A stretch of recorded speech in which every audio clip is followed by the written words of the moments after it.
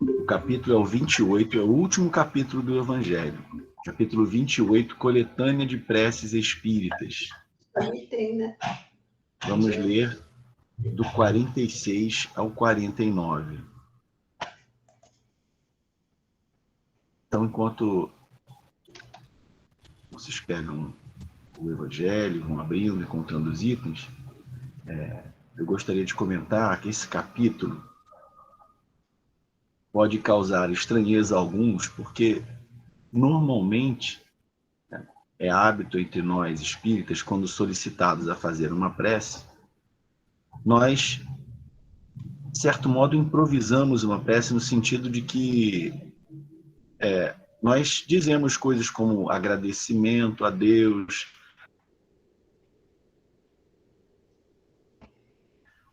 pedimos auxílio para nossos protetores, para nos inspirarem, nos ajudarem a nos tornarmos melhores.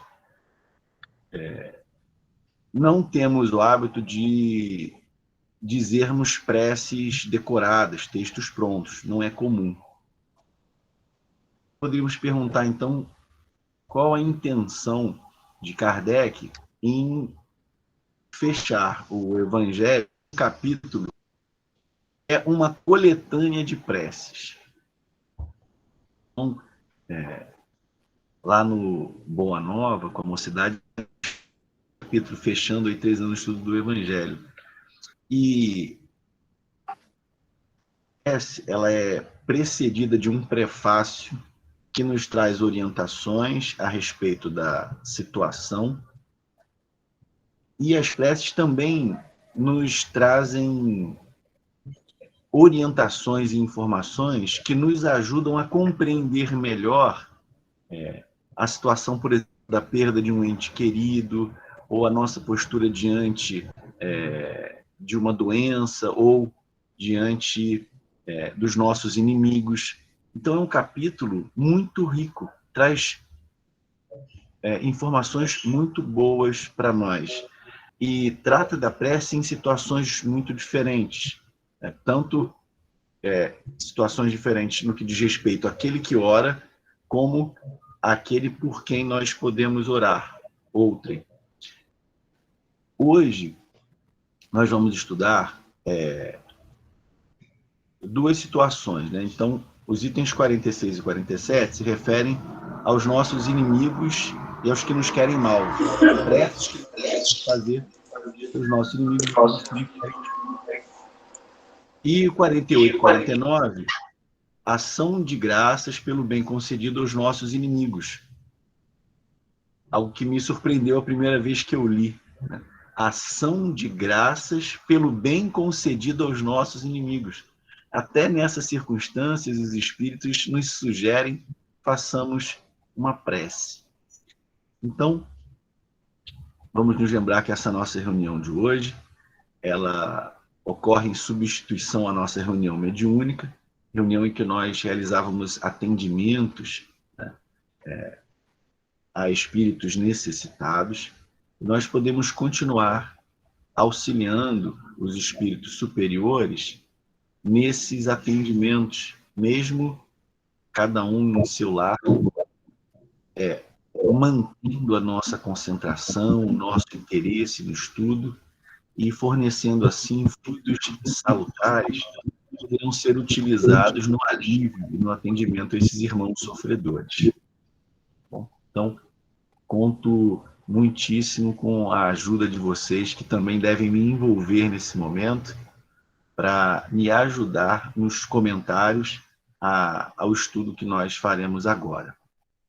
Então, capítulo 28, itens 46 a 49. Pelos nossos inimigos e pelos que nos querem mal. Prefácio. Disse Jesus: amai os vossos inimigos. Esta máxima é o sublime da caridade cristã, mas, enunciando-a, não pretendeu Jesus preceituar que devamos ter para com os nossos inimigos o carinho que dispensamos aos amigos.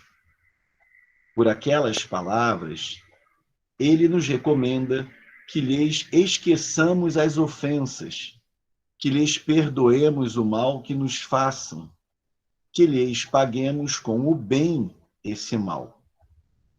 Além do merecimento que, aos olhos de Deus, resulta de semelhante proceder, ele equivale a mostrar aos homens o em que consiste a verdadeira superioridade. Então, esse prefácio resgata temas que já foram abordados aqui no Evangelho.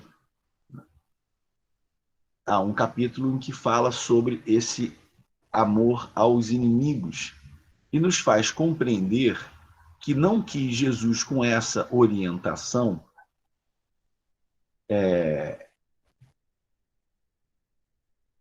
que nós dedicássemos aos nossos inimigos a mesma ternura, o mesmo carinho, né,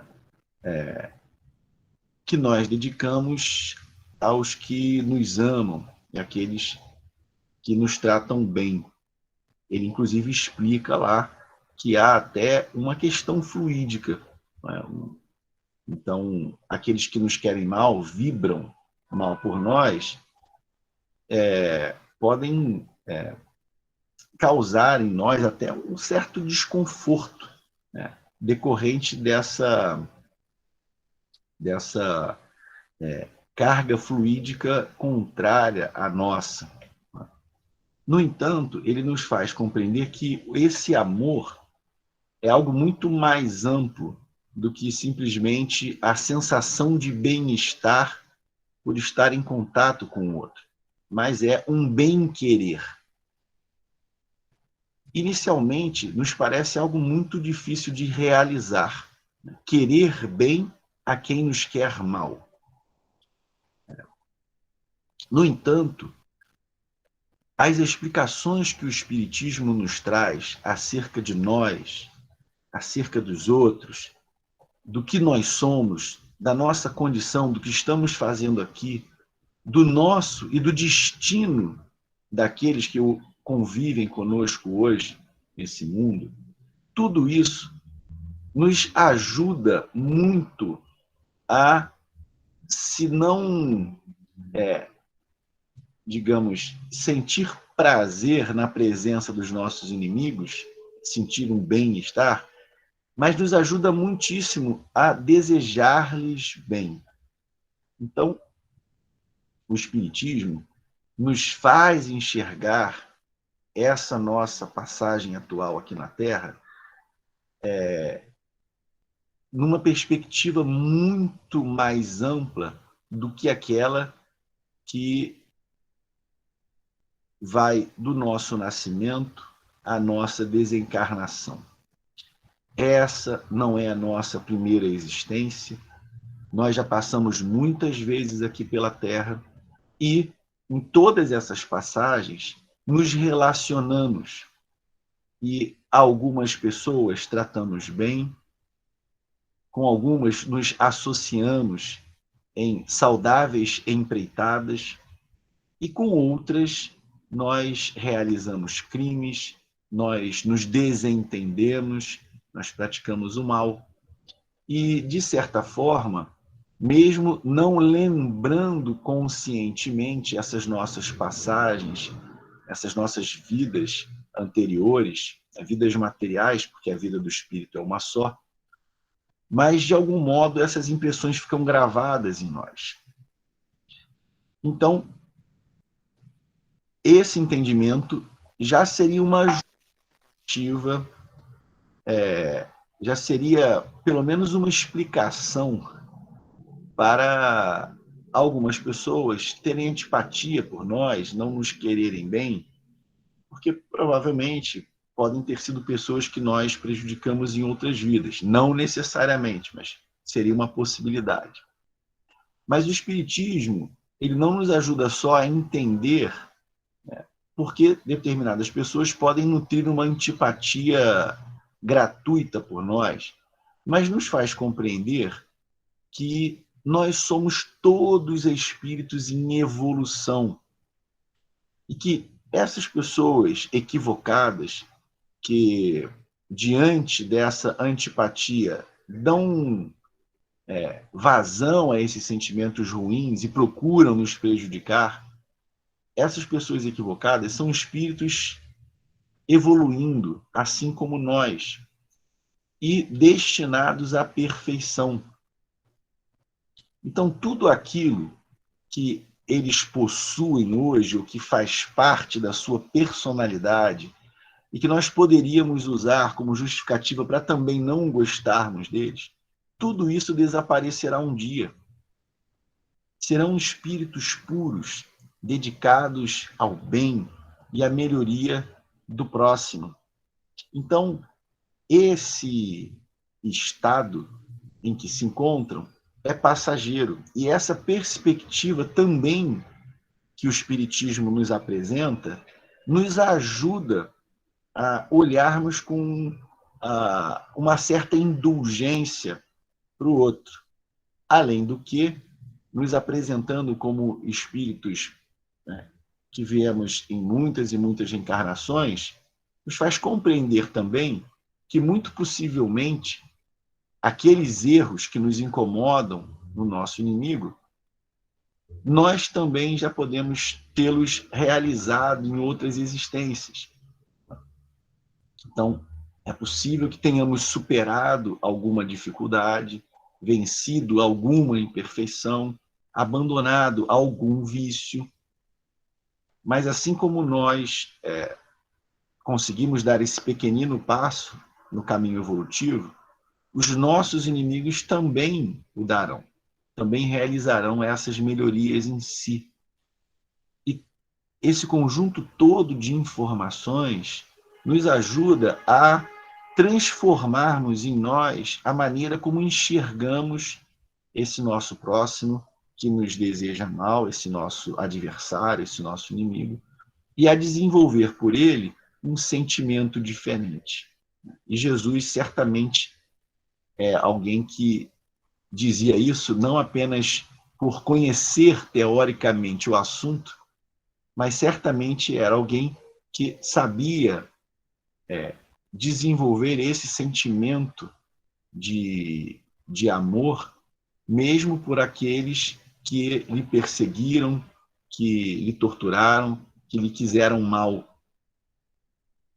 Então, por saber que nós, apesar de muito inferiores ainda, somos feitos da mesma essência que ele, possuímos a mesma natureza, ele acreditava também na nossa capacidade de darmos passos nessa direção, né? De ali conseguirmos superar, né, a antipatia, a malquerença e desenvolvermos um sentimento bom em relação àqueles que nos perseguem. Então, a esse breve prefácio, Kardec junta, então, a seguinte prece: Meu Deus, perdoo a N. E esse N aqui representa o nome do espírito ao qual nós nos referimos, o nosso inimigo, nosso adversário. Meu Deus, perdoo a N o mal que me fez e o que me quis fazer. Como desejo me perdoes e também ele me perdoe as faltas que eu haja cometido. Se o colocaste no meu caminho como prova para mim, faça-se a tua vontade.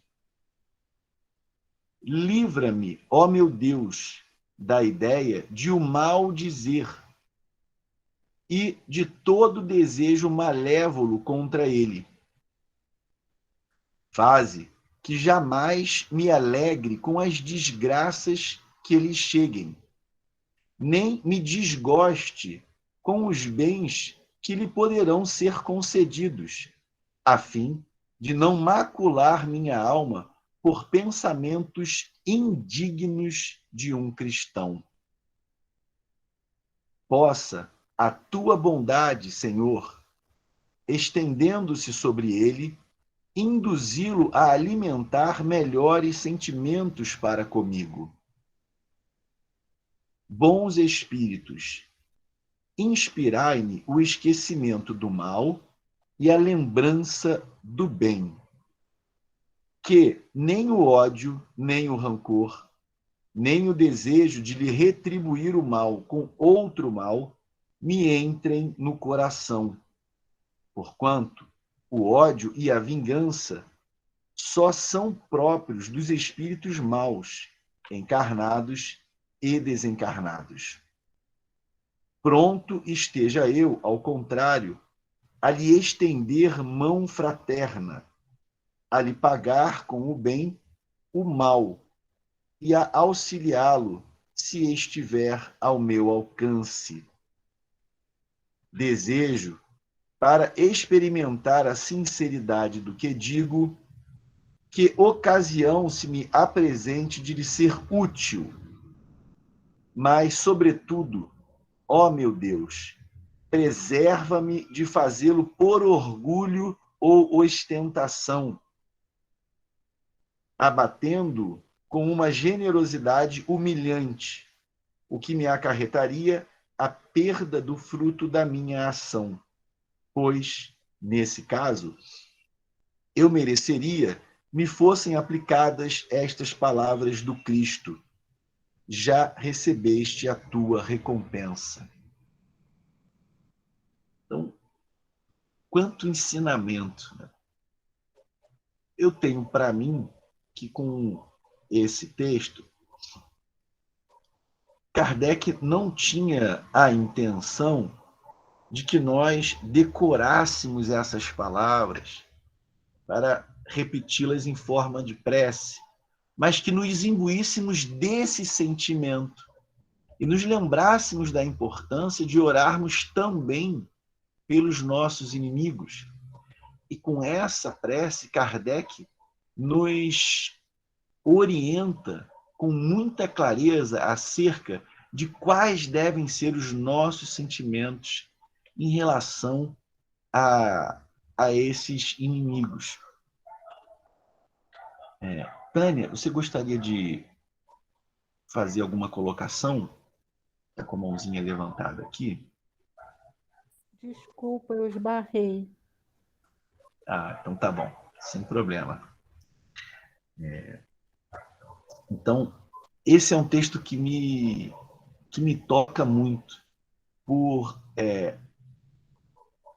pela demonstração de uma superioridade difícil de dizer, humilde, né? Quer dizer, é alguém que alimenta um sentimento superior, mas sem se deixar envolver por orgulho, né? Por vaidade. Então, muito bacana. Ele diz: meu Deus, perdoo a N o mal que me fez e o que me quis fazer. Como desejo me perdoes e também ele me perdoe as faltas que eu haja cometido. Então, a pessoa já inicia a sua prece se dirigindo a Deus,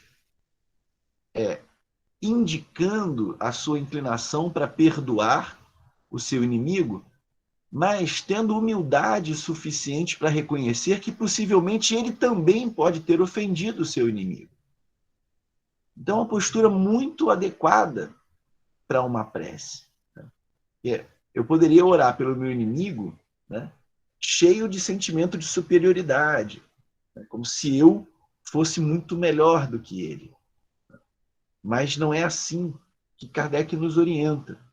Então, que nós comecemos a nossa prece identificando que o outro nos ofendeu, porque é claro que só há necessidade de perdoar aquele que nos haja ofendido.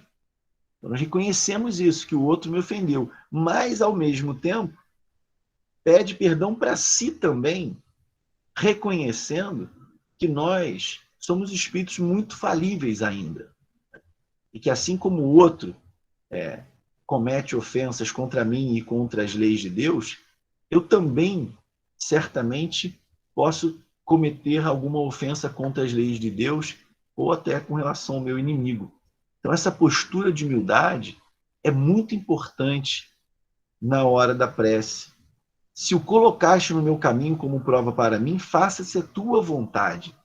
Então, logo no primeiro parágrafo da prece, o espírito já, né, o indivíduo já demonstra essa submissão à vontade de Deus, que é uma postura de humildade necessária para uma prece que pretende ter algum efeito.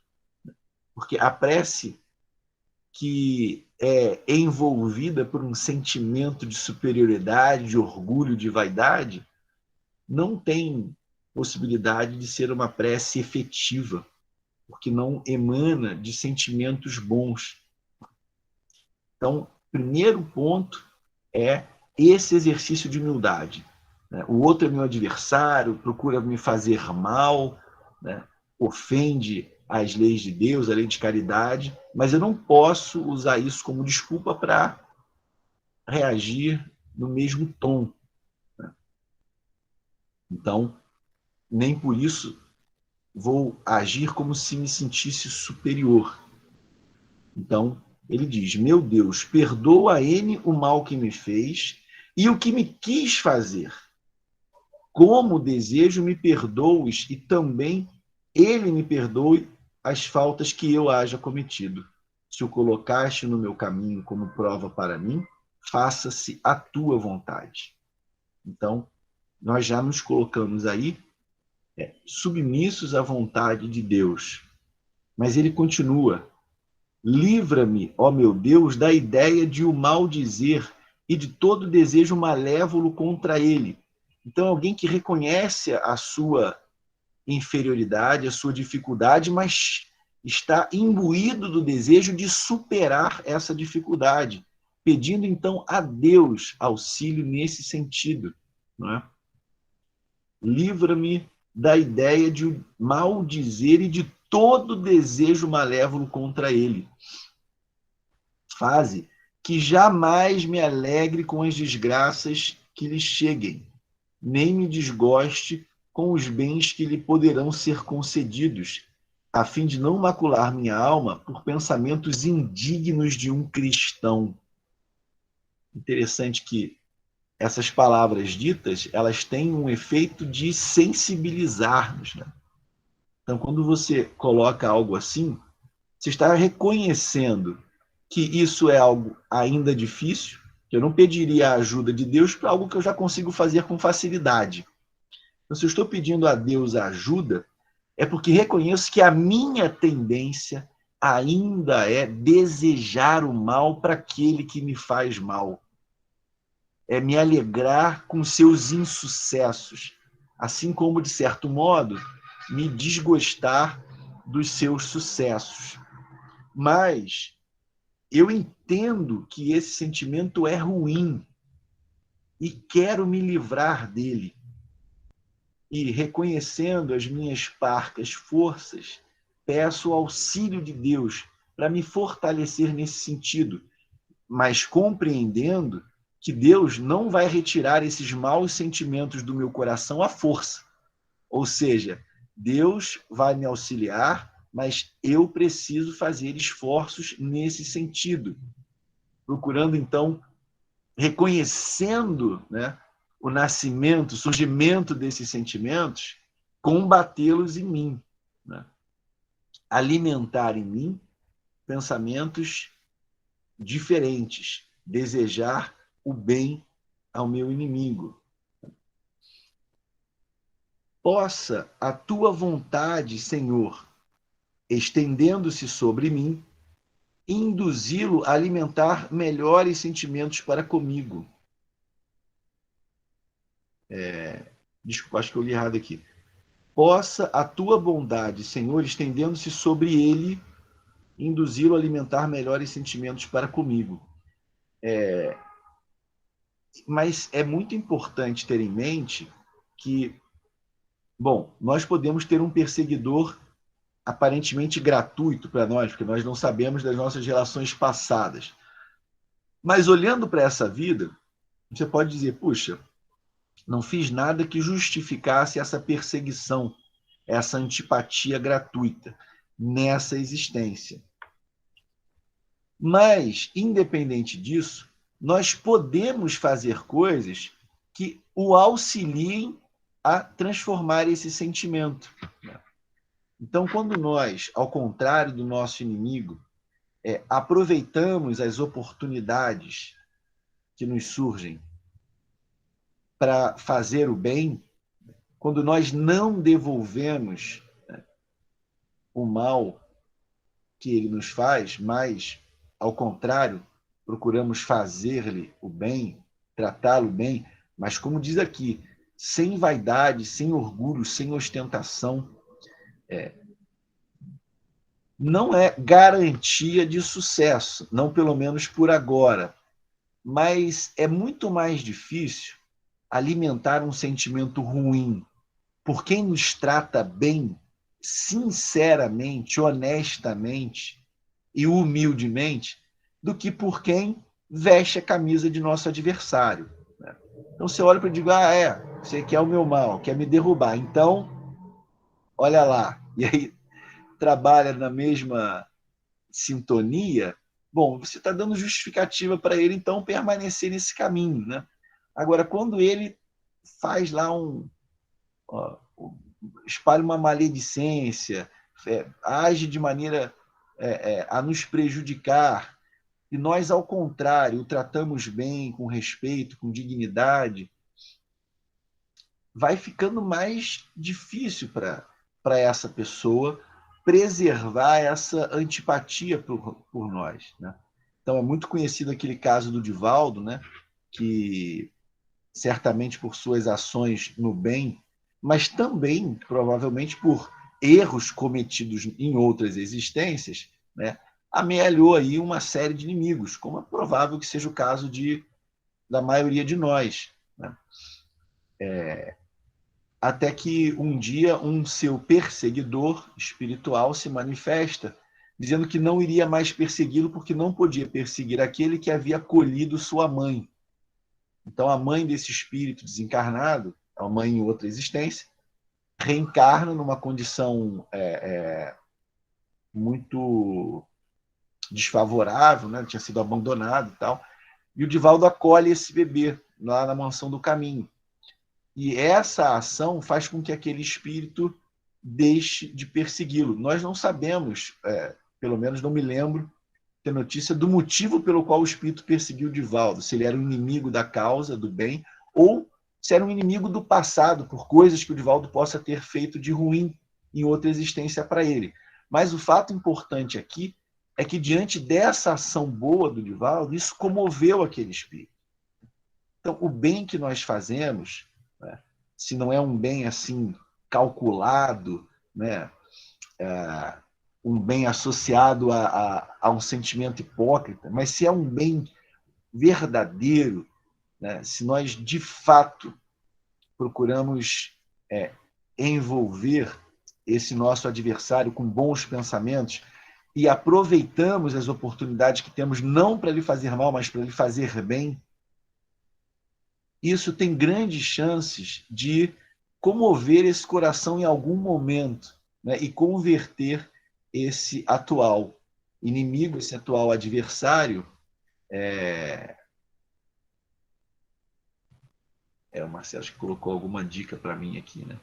Mas ele tem grande chance de converter esse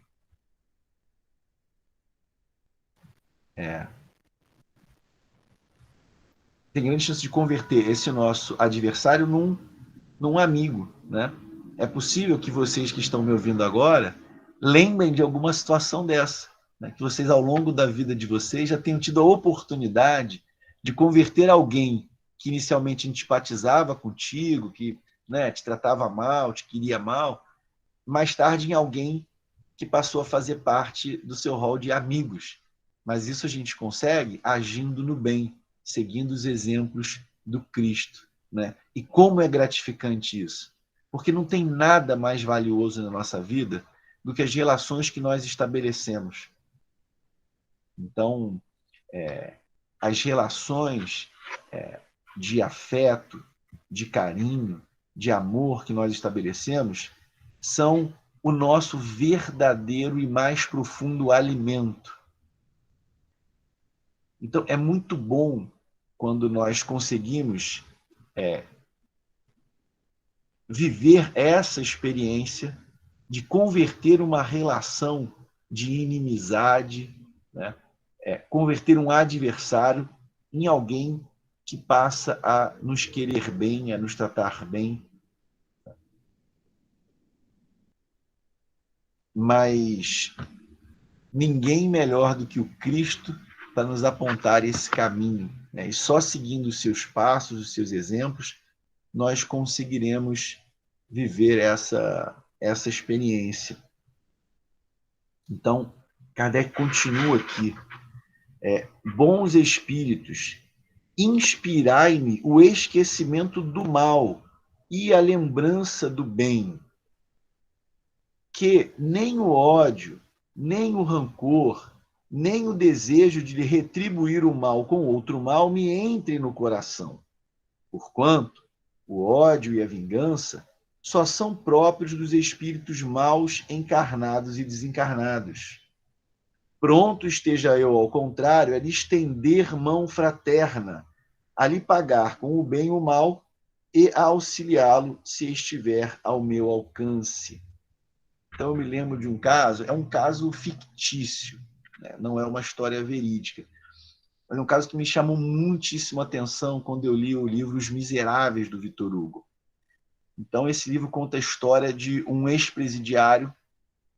Ele foi preso porque havia roubado um pão, né? Fazia parte de uma família numerosa que estava em situação muito difícil. Ele assalta uma padaria, né? Rouba um pão numa padaria e é condenado por isso. Mas ele foge da prisão e refaz a sua vida. Ele era um homem muito forte, ele entra numa cidade, salva uma pessoa lá, e aí começa a trabalhar, cria uma empresa e chega a ser prefeito dessa cidade e ajuda muita gente, faz muito bem. No entanto, havia um oficial da justiça, um policial, um investigador, que estava sempre no seu encalço, e que era um seguidor cego da lei. Né? Para ele, a lei era assim, seguir a lei à risca. Né? Era o Javert. Ele seguia, então, o Jean Valjean, que é o nosso ex-presidiário, que havia se evadido, e que se transformara, então, no senhor Madeleine. Então, o Javert perseguia o senhor Madeleine, certo de que ele era aquele Jean Valjean evadido. Né? E o Jean Valjean fazia de tudo lá para escapar do Javert, mas o Javert estava sempre lá no encalço dele. E aí acontece que, num determinado momento, o Jean Valjean salva a vida do Javert. Quer dizer, o sujeito vivia ali para persegui-lo. Né? Parece até o Paulo com o Estevão lá no início, antes da conversão, né? Quando ele era Saulo. Né? Ficava ali, o Estevão só queria ficar quietinho no canto dele, lá estudando os textos do Cristo, fazendo bem ao próximo, cuidando dos doentes. Mas o Paulo foi lá e ficou, insistiu. Bom, e aí a gente conhece a história. Mas acontece lá no caso criado, né, pelo Victor Hugo, que o Jean Valjean, apesar de toda a perseguição do Javert, salva o Javert numa circunstância. E é muito interessante a maneira como o Victor Hugo encaminha essa situação, porque o Javert ele era aquele seguidor rigoroso da lei, ele não tinha, era tudo ou nada, certo e errado, né? Uma linha ali claramente demarcatória. E ele se encontrou numa situação muito complicada, porque ele foi salvo pelo homem que ele perseguia e sabia que, na visão dele, era aquele criminoso que devia estar preso. E aí ele acaba se matando. Na cabeça dele, né? Ao invés dele, buscar um outro caminho, ele não podia prender o homem que salvou a vida dele. Mas se ele não fizesse isso, a vida dele não tinha sentido, porque ele não conseguia, né, entender a situação ali, né, de resgate, por exemplo. né, que aquele homem estava realizando. Né? Ele não só já havia pagado muito por ter roubado um pão, que certamente não é algo que se deva fazer, mas me parece que o delito que ele cometeu, a pena já tinha sido excessiva. E, além disso, ele havia se tornado um grande benemérito, havia ajudado muito a comunidade a qual ele se ligara. Mas o Javert não, para ele não adianta, ele era aquele condenado que tinha que estar preso. Então é muito interessante esses lances que o Vitor Hugo descreve, né?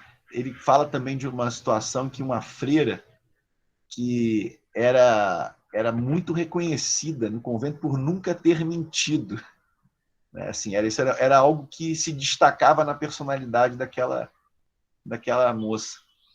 E, no entanto, numa situação em que o senhor Madeleine estava fugindo, né, o Jean Valjean, o Javert entra lá no convento onde o Jean Valjean tinha se escondido e ela diz que não o tinha visto, que era uma mentira.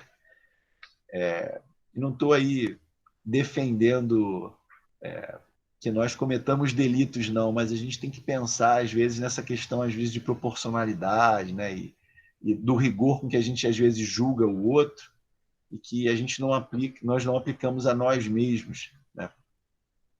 Mas é muito interessante essa caracterização das personalidades ali, né, dos seus ideais, das coisas com que as pessoas se comprometem. Mas eu acho que o ponto importante aqui é essa questão de que há um Deus que tem toda a condição de julgar as nossas ações, porque nos conhece profundamente, sabe de todas as nossas motivações, de todas as circunstâncias atenuantes ou agravantes das coisas que nós realizamos. Né? E devemos, então, deixar que ele realize esse julgamento. O nosso papel é o de nos colocarmos numa posição de crescimento espiritual e de auxiliarmos, né, de sermos elementos que contribuam para o crescimento dos outros. Nós não somos os juízes dos nossos irmãos, nós somos companheiros de caminhada. Somos aqueles que temos as nossas dificuldades também e desejamos agir no sentido de levantar o nosso próximo e não de derrotá-lo. Né? Então nós vemos que essa foi a postura do Estevão. Né? É algo que nos parece quase ficcional quando lemos lá o Paulo Estevão, a maneira como o Estevão encarava o Saulo de Tarso quando esse ainda se colocava como seu adversário. Né? O Estevão soube, de fato, né, perdoar todas as perseguições, compreender, ser tolerante, ser indulgente. E mais, né, foi uma espécie de visionário, porque enxergou naquele espírito enérgico do Saulo alguém que seria, e de fato foi, muitíssimo útil à causa do Cristo. Né? Então, eu acho pouco provável que nós conheçamos na nossa existência alguém que se torne um Paulo de Tarso. Não no curto intervalo de tempo em que o Paulo se converteu, mas todos, sem exceção, farão essa conversão, talvez, provavelmente, num tempo mais dilatado. Levarão mais tempo para dar esse passo que o Paulo deu em uma única existência.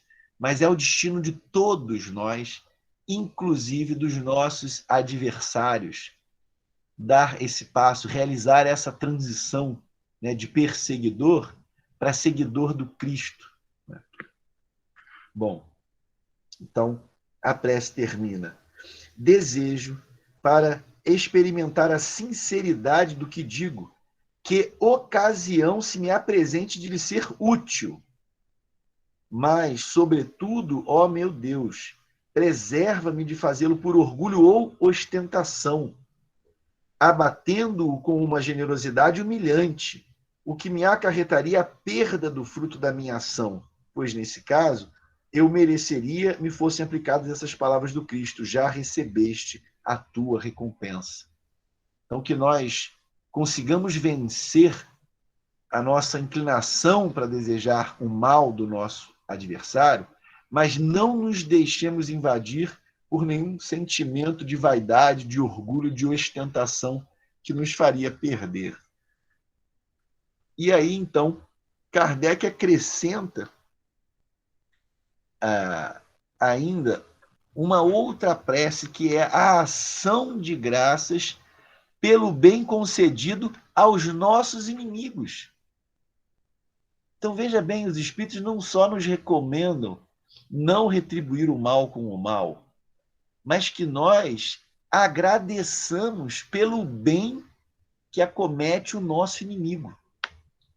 Então, o prefácio da prece diz o seguinte: não desejar mal aos seus inimigos é ser apenas meio caridoso. A verdadeira caridade quer que lhes almejemos o bem e que nos sintamos felizes com o bem que lhes advenha. Para espíritos, ainda como eu, muito atrasados, isso parece algo muito difícil de atingir, né? Mas eu acredito que isso é uma questão de exercício, né? Deus não me criou inclinado ao mal. Então, a minha imperfeição, o meu vício de hoje, foi construído por mim. A minha inclinação para desejar mal, para querer mal, foi algo que eu exercitei. Na época que eu achava que devia amar os meus parentes, amar os meus amigos e me vingar dos meus inimigos. Então, nós alimentamos essa compreensão das coisas durante muito tempo e nos exercitamos nesse caminho. Então, se hoje o que parece natural em mim é desejar o mal a quem me quer mal, essa inclinação foi construída, foi exercitada ao longo de muitas encarnações. Então, assim como eu me programei para reagir assim, eu posso me desprogramar. E como é que eu me desprogramo? Me programando para ter outro sentimento, né? Então, me esforçando por ter sentimentos diferentes, né? E como eu disse antes, o Espiritismo nos oferece muitas ferramentas que nos ajudam nesse sentido, né? O Espiritismo nos ajuda a nos enxergarmos, porque muito, se não tudo, né, do nosso sentimento de termos sido ofendidos, né? Não vou dizer tudo, não vou exagerar, mas assim, em grande parte, o sentimento de sermos ofendidos vem do nosso orgulho e da nossa vaidade. É claro que se o outro nos faz mal, é mal, não tem como desculpar, o mal é sempre o mal. Mas se eu já sou um espírito mais elevado, tenho noção da minha condição, de como eu sou pequeno, de quanto ainda me falta trilhar, eu tendo a ser mais tolerante, mais indulgente, isso facilita o perdão. E o Espiritismo nos faz enxergarmos a nós mesmos e ao outro de modo a favorecer esse sentimento de tolerância, de indulgência, de perdão. Mas é interessante que ele diz aqui muito claramente, né? Kardec é carinhoso conosco, quer o nosso bem, mas é firme, não fica tentando tapar o sol com a peneira. Então, de lá, não desejar o mal aos inimigos é ser apenas meio caridoso. A verdadeira caridade quer que lhes almejemos o bem e que nos sintamos felizes com o bem que lhes advenha. Então, não é só eu estou ali fazendo bem, eu estou ajudando, estou falando bem do sujeito, estou criando condições para que ele obtenha sucesso, mas lá no fundo, no meu coração, eu queria que ele se desse mal. Não, está errado. Eu preciso estimular em mim, alimentar em mim um sentimento de felicidade pelo bem do meu inimigo. Então, vem a prece.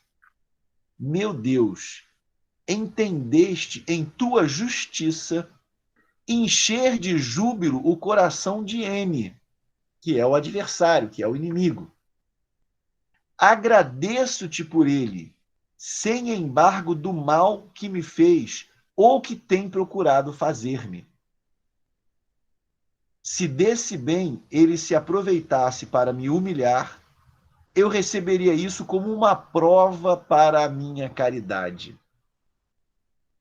Bons espíritos que me protegeis, Não permitais que me sinta pesaroso por isso. Isentai-me da inveja e do ciúme que rebaixam. Inspirai-me, ao contrário, a generosidade que eleva. A humilhação está no mal e não no bem. E sabemos que cedo ou tarde justiça será feita a cada um segundo suas obras. Então eu sei que assim como eu estou submetido às leis de Deus, que me farão pagar por todo o mal que eu fizer, me reabilitando assim perante a lei, essa lei também envolve o meu adversário. Então não preciso ficar naquela gana de que ele se dê mal, de que ele sofra, de que ele caia. Então, o mal que ele fizer, pelo mal que ele fizer, ele irá pagar. Mas assim como eu peço perdão e misericórdia de Deus com relação ao julgamento das minhas ações e forças para me levantar quando caio moralmente, esse deve ser o meu sentimento em relação ao outro também. Né? Não desejar que ele caia mais ainda, mas que ele se levante, né? Que ele se reabilite diante das leis de Deus e que colha disso sucesso. Então, eu imagino que os espíritos tenham ditado esses textos, que o Kardec os tenha construído com base nos ensinamentos dos espíritos, e que eles nos inspirem, né?